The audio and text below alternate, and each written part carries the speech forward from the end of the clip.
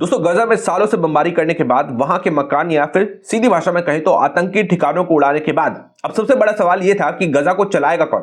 और इसी सवाल के बीच अमेरिका के राष्ट्रपति डोनाल्ड ट्रंप ने भारत को एक बड़ा प्रस्ताव दिया। प्रस्ताव क्या है? प्रस्ताव यह है कि गजा के लिए बनाई जा रही बोर्ड ऑफ पीस उसका हिस्सा बनने के लिए भारत के प्रधानमंत्री नरेंद्र मोदी को इन्वाइट किया गया। अब सवाल उठता है, ये बोर्ड ऑफ पीस आखिर है क्या? नाम सुनने में बहुत शांत, बहुत प्यारा, बहुत ही आइडियल सा लगता है, बोर्ड ऑफ पीस जैसे सब कुछ शांति से ही होने वाला हो। लेकिन दोस्तों राजनीति में नाम कभी भी पूरी कहानी नहीं बताते। खैर, बोर्ड ऑफ पीस का काम क्या होगा इसके बारे में हम लोग थोड़ा जिक्र कर लेते हैं। दोस्तों इस बोर्ड का काम होगा एक ऐसी बॉडी को सुपरवाइज करना जो गजा के लिए बनाई जा रही है। एक ऐसी बॉडी जो गजा का प्रशासन संभालेगी, वहां का पुनर्निर्माण करेगी, पैसा कहां लगेगा, कैसे लगेगा ये तय करेगी, और सबसे बड़ी बात फ्यूचर गजा का पावर स्ट्रक्चर डिफाइन करेगी। इस पूरे सिस्टम के ऊपर होगा बोर्ड ऑफ पीस। और इस बोर्ड का चेयरमैन कौन होगा? क्या ये भारत होगा, क्या ये यूरोप का कोई देश होगा, या फिर अमेरिका होगा, या फिर इजराइल होगा? वीडियो में आगे बताने वाला हूं, इसलिए पूरी वीडियो को ध्यान से देखना है। यानी दोस्तों अब गजा सिर्फ एक जंग का मैदान नहीं रहा, ये एक इलाका नहीं रहा। गजा अब ग्लोबल पावर पॉलिटिक्स का एक एक्सपेरिमेंट बन चुका है, और इसी एक्सपेरिमेंट में भारत को एक अहम कुर्सी ऑफर की गई।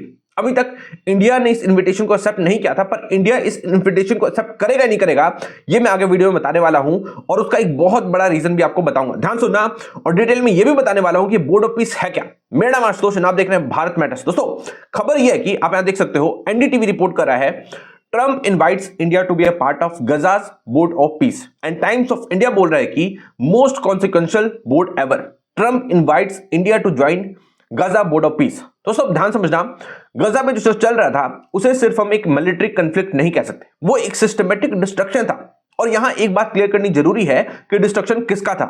डिस्ट्रक्शन हमास का था। लेकिन हमास पर हुई इस बॉम्बिंग का सबसे बड़ा नुकसान गजा के आम लोगों को उठाना पड़ा।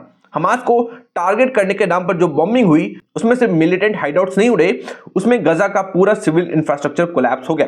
वहां सिर्फ रॉकेट और बॉम्ब नहीं गिरे, वहां पूरा का पूरा सिस्टम तोड़ दिया गया। हॉस्पिटल्स उड़ा दिए गए। आप यहां देख सकते हो, ये हॉस्पिटल्स की हालत है गजा में। डॉक्टर्स है लेकिन रिसोर्सेज नहीं है, बिल्डिंग्स खड़ी नहीं है, और जो बची है वो काम करने की कंडीशन में नहीं है। स्कूल्स बंद हो गए हैं, पढ़ाई का सिस्टम रुक गया है, बच्चे स्कूल जाने के बजाय रिलीफ कैंप्स में हैं, पानी पीने लायक नहीं रहा है, clean water supply almost negligible है, रोजमर्रा की बेसिक नेसेसिटी क्राइसिस बन चुकी है, और बिजली का सिस्टम ऑलमोस्ट जीरो हो गया। पावर प्लांट डैमेज हो चुके हैं, सप्लाई इरेगुलर है, और कई एरियाज में बिल्कुल भी नहीं है। यानी दोस्तों यहां ये पूरा गवर्नेंस कोलैप्स हो चुका है। जब इंफ्रास्ट्रक्चर काम नहीं करता तो सिर्फ एड से काम नहीं चल सकता। कितने दिन काम चलाओगे? उसके लिए प्लानिंग चाहिए, मॉनिटरिंग चाहिए, और एक ऐसी अथॉरिटी चाहिए जो इन सारी चीजों को दोबारा खड़ा कर सके और सारी चीजों को इंप्लीमेंट कर सके। और इसी कॉन्टेक्स्ट में अमेरिका के राष्ट्रपति डोनाल्ड ट्रंप आते हैं शक्तिमान की तरह और एक प्रपोजल रखते हैं। प्रपोजल है बोर्ड ऑफ पीस गठन करने का। इस बोर्ड का आइडिया यही है कि गाजा के कंस्ट्रक्शन और गवर्नेंस को एक स्ट्रक्चर्ड तरीके से हैंडल करना है, और इसी प्रोसेस में भारत जैसे देश को इस बोर्ड का हिस्सा बनने के लिए इनवाइट किया गया।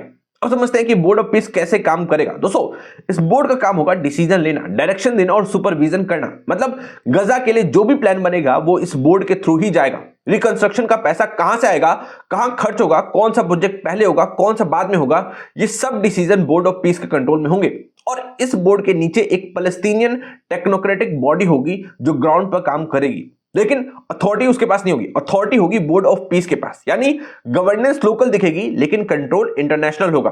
अब आते हैं मेंबर्स पर। ये कोई यूनाइटेड नेशन जैसा सिस्टम नहीं है जहां सब देश इक्वल होते हैं।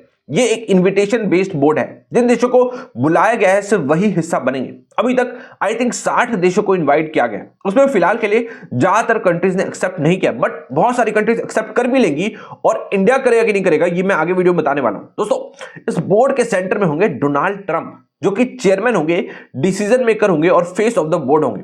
अब दोस्तों यहीं से डोनाल्ड ट्रंप की जुमलेबाजी स्टार्ट होती है। ध्यान सुनना क्या जुमलेबाजी करी इन्होंने, ठीक है। देखो डोनाल्ड ट्रंप का कहना है कि अगर आपको ज्वाइन करना है तो आपको $1 बिलियन देने होंगे, और फिर आप गाजा के कैसा रिकंस्ट्रक्शन होगा उस बोर्ड का एक सदस्य बनेंगे, और वो बोर्ड जो फैसला लेगा वो एग्जीक्यूट होगा कि नहीं होगा वो chairman of the board decide करेगा। और चेयरमैन कौन होगा? चेयरमैन तो डोनाल्ड भाई साहब होंगे। They endorsed the United Nations, what's called the Board of Peace, chaired by a person called Donald J. Trump. I accepted the chairmanship. They asked me to be chairman. That's what I needed. It's just a little more work.